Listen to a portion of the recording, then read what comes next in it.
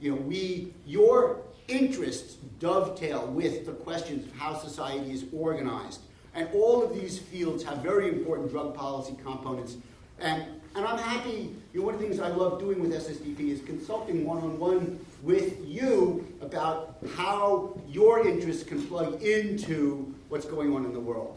Last night we were talking about entheogens, religion. We were talking about the use of psilocybin, LSD, DMT, and so on. The humanities, of course, are deeply and intrinsically involved in this. You think about, the art. The persecution of drug users is a cultural persecution.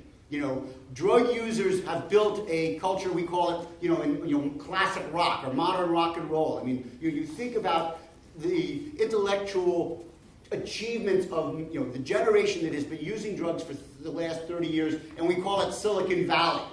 You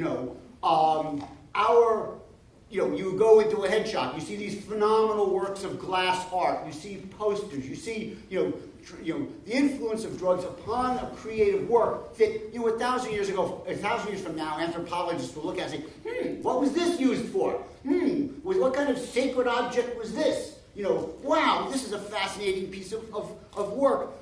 The seizure, the outlaw of those things is a form of religious and cultural persecution.